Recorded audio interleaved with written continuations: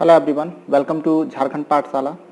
आज की जो हमारी टॉपिक है वो है हिस्ट्री क्लास 12 की, और ये चैप्टर आपका 3 है। तो इसमें जितने भी एमसीक्यू बन सकते थे आपके एग्ज़ाम के लिए मैंने बनाया है। तो एक एक करके हम लोग यहाँ पे प्रैक्टिस करेंगे। वीडियो को मैं ज़्यादा लंबा इस बार लेकर के नहीं जाऊँगा। चैनल पर नहीं तो सब्सक्राइब कर देना, वीडियो लाइक कर देना, दोस्तों के साथ शेयर भी जरूर कर देना। पहला क्वेश्चन जैसे कि हम लोग यहाँ पे देख रहे हैं कि महाभारत के लेखक कौन है? महर्षि वेद व्यास, वाल्मीकि, कबीर और कालिदास।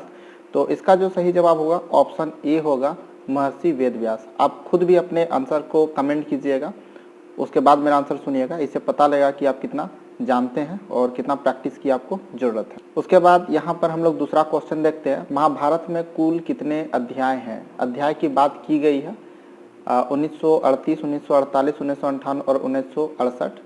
तो याद रखिएगा, इसका जो सही जवाब होगा वो होगा ऑप्शन बी यानी 1948। ठीक है, याद रखिएगा कि महाभारत जो है वो पर्व में बटा हुआ है। ठीक है, वो पर्व में बटा हुआ है। कितने पर्व हैं?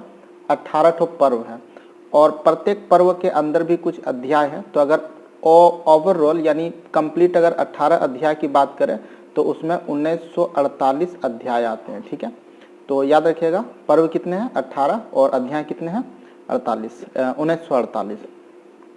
फिर नेक्स्ट क्वेश्चन है, महाभारत में कुल कितने पर्व है? देखिए वो क्वेश्चन यहाँ पर है कि महाभारत में कितने पर्व हैं।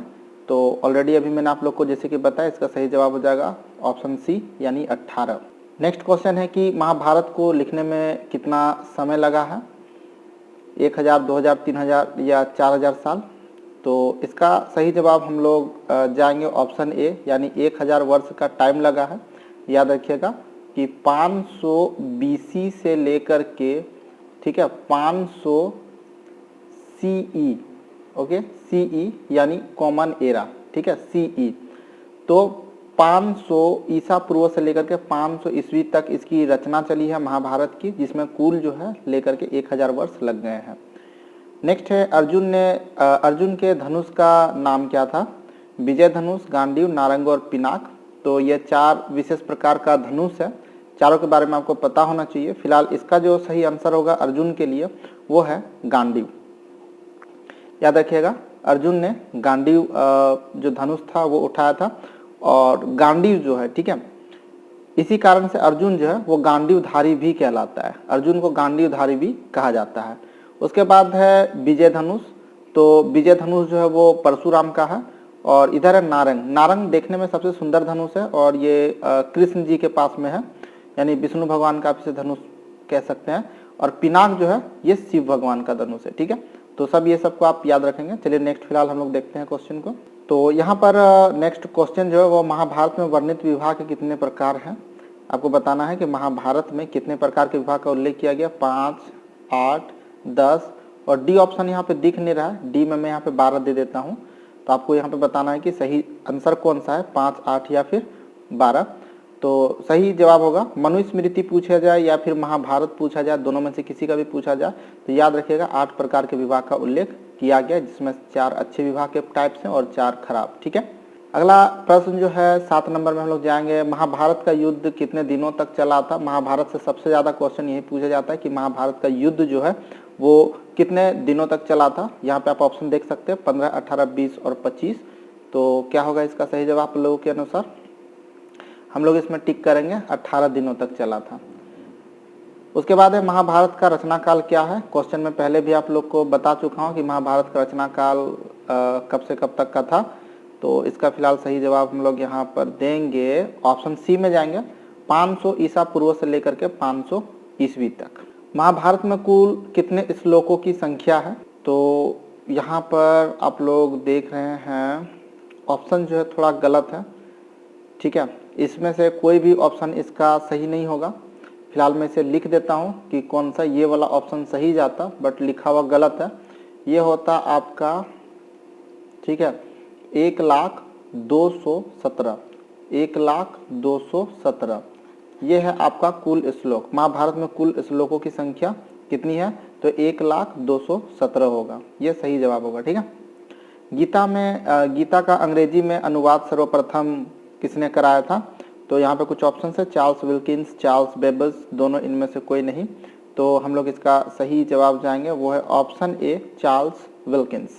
अगला प्रश्न है हम लोगों के लिए कि महाभारत का दूसरा नाम क्या है। महाभारत का दूसरा नाम क्या है? रामायण, सतसहस्त्र संहिता, पंचम वेद और राम सीता संहिता।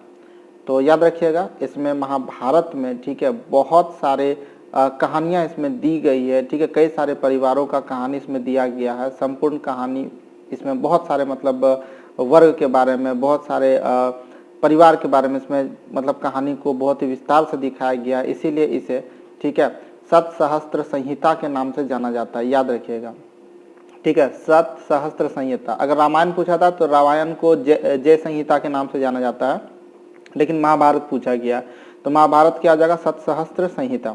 फिर अगला प्रश्न है, किसने कहा है कि जब कभी मुझे निराशा घेरती है और मैं कहीं से कोई प्रकाश की, एक सेकेंड, जब कभी मुझे निराशा घेरती है और कहीं से कोई प्रकाश की किरण नहीं मिलती तो मैं अविलंब भागवत गीता के पास जाता हूँ, यह कथन किसकी है? तो यहाँ पे आप देख लीजिए ऑप्शंस जो है, सुभाष चंद्र बोस है, जवाहरलाल नेहरू है, महात्मा गांधी है ऑप्शन में यहाँ पर, उसके बाद चौथा ऑप्शन है इनमें से कोई नहीं। इसका हम लोग सही जवाब करेंगे महात्मा गांधी, महात्मा गांधी। अगला प्रश्न देख लीजिए, विष्णु के दशा अवतार में शामिल नहीं है, यानी विष्णु का दशा अवतार था तो उसमें कौन सा अवतार भगवान विष्णु का नहीं है? राम, रावण, परशुराम और कृष्ण जी का। तो इसका सही जवाब हम लोग जाएंगे ऑप्शन बी में, ऑप्शन बी यानी रावण का जो है नहीं है। उसके बाद है ऋग्वेद में सूक्तों की संख्या कितनी है? ऋग्वेद में सूक्तों की संख्या कितनी है? 10, 18, 10, 28, 10, 38 और 10, 40।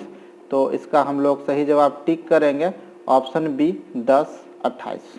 अगला प्रश्न हम लोग देखते हैं कि मनु स्मृति में कितने प्रकार का विवाह का उल्लेख किया गया? 4, 6, 8 या फिर 10।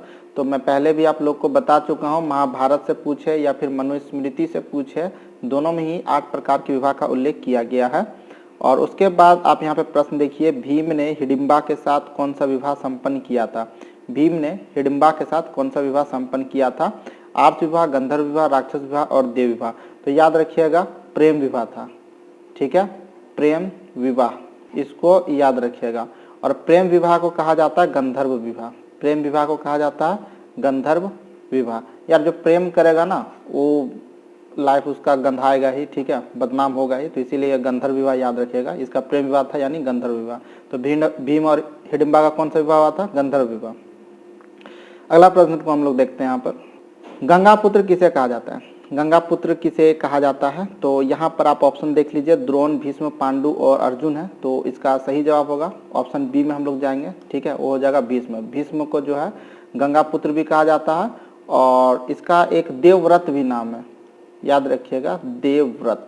गंगा पुत्र एक नाम हो गया, दूसरा नाम भीष्म हो गया और तीसरा देवव्रत हो गया, ठीक है।